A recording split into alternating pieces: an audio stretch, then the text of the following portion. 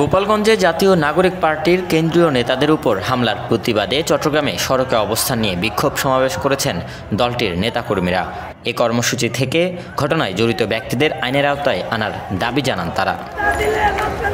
বুধবার বিকেল 5:30টার দিকে নগরের 2 নম্বর গেট মোড়ে অবস্থান নিতে শুরু করেন নেতাকর্মীরা। এনসিপির কর্মসূচিতে যোগ দেন বাংলাদেশ গণতান্ত্রিক ছাত্র সংসদ ও বৈষম্য বিরোধী ছাত্র আন্দোলনের নেতাকর্মীরাও।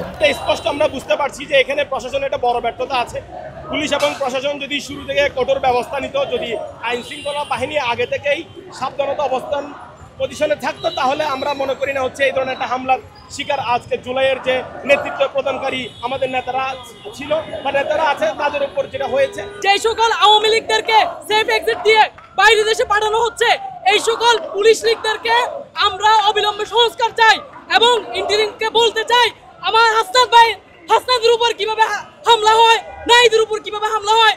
বিক্ষোভে অংশ নেন গণতান্ত্রিক ছাত্র সংসদ কেন্দ্রীয় কমিটির যুগ্ম আহ্বায়ক খানতালাত মাহমুদ রাফি, এনসিপির কেন্দ্রীয় যুগ্ম আহ্বায়ক হাসান আলী, এনসিপির যুগ্ম মুখ্য সংগঠক ইমন সৈয়দ, যুগ্ম সদস্য সচিব শাহগুপ্তা বুশরা, গণতান্ত্রিক ছাত্র সংসদ কেন্দ্রীয় কমিটির যুগ্ম সদস্য সচিব রিজাউর রহমান, বৈষম্য বিরোধী ছাত্র আন্দোলনের চট্টগ্রামের সিনিয়র যুগ্ম আহ্বায়ক ইবনে হোসাইন জিয়াদ, মুখ্য সংগঠক তাওসিফ ইমরোজ সহ নেতাকর্মীদের আরও অনেকে।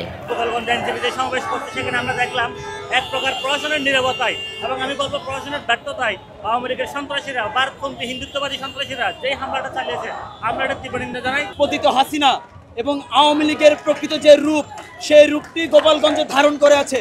সারা বাংলাদেশ থেকে যে সকল সন্ত্রাসী আওয়ামী লীগ, ছাত্রলীগ, যুবলীগের সদস্যরা পালিয়ে বেড়াচ্ছে, যারা এখনো পর্যন্ত ভারতে পালাতে পারেনি, প্রত্যেকটা সন্ত্রাসী নামদা অস্ত্র শস্ত্র সজ্জিত হয়ে তারা গোপালগঞ্জে আশ্রয় নিয়েছে।